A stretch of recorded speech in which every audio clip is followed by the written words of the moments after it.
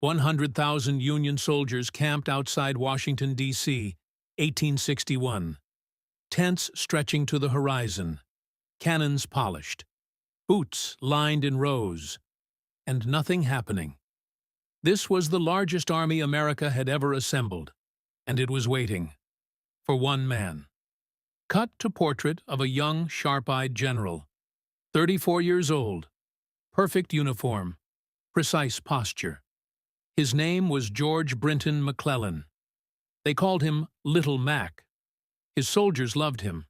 His president would grow to despise him.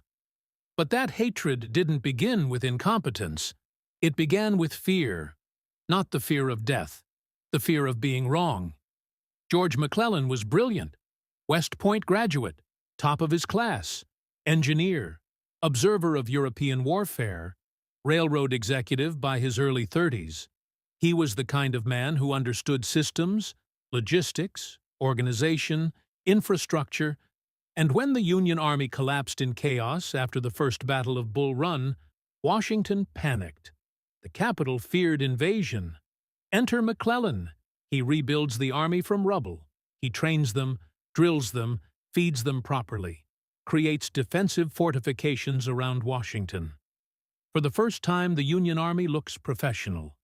Soldiers cheer when he rides past. They chant his name. He writes in letters, "I seem to have become the power of the land." He did not just command the army. He identified with it.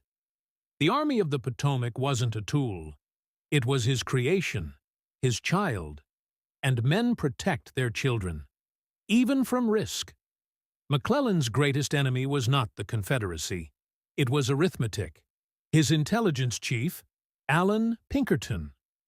Pinkerton gathered information from deserters, civilians, guesswork. Every estimate was inflated. If Confederates had 40,000 men, reports would say 80,000. If they had 70,000, reports would say 150,000.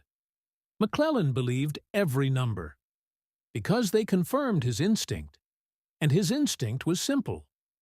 If I move too soon, I destroy the Union Army. Across from him stood Robert E. Lee. Lee often commanded fewer troops, but Lee accepted risk as oxygen.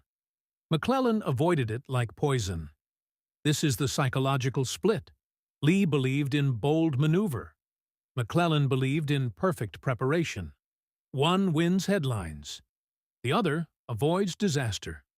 But history rarely celebrates what didn't happen. Spring, 1862. McClellan proposes a bold plan. Transport the entire Army of the Potomac by sea. Land on the Virginia Peninsula. March toward Richmond from the southeast. Strategically clever. Lincoln approves, but Lincoln also fears Washington being left exposed. Political pressure mounts. Newspapers scream for action. Congress questions the cost. European powers watch carefully. McClellan moves slowly, requests more men, then more, then more.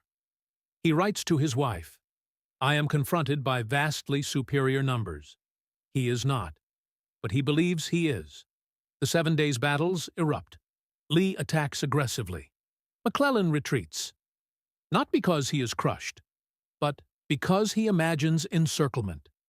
He chooses preservation over destruction. Washington fumes. Lincoln realizes something. McClellan will never gamble everything. September 1862. A miracle. Union soldiers discover Lee's battle plans, Special Order 191 wrapped around cigars. McClellan now knows Confederate positions. He has the advantage. He says, "Here is a paper with which, if I cannot whip Bobby Lee, I will be willing to go home." The Battle of Antietam begins. Bloodiest single day in American history. 23,000 casualties. Union forces push Lee back. McClellan holds reserves. He does not commit everything. He does not crush Lee. Lee escapes across the Potomac. Lincoln visits. Silence between them.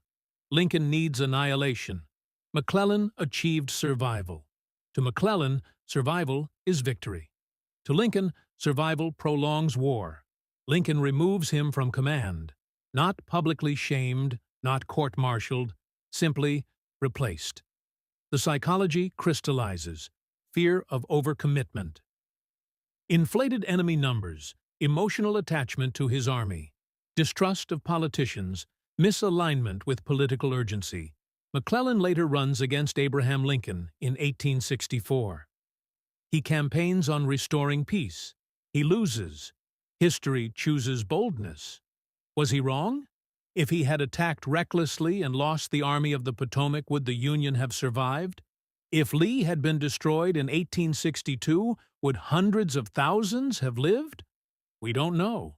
But we do know this: McClellan was not a coward. He was a man who loved his army too much to risk it. And in war, sometimes that is the most dangerous flaw of all.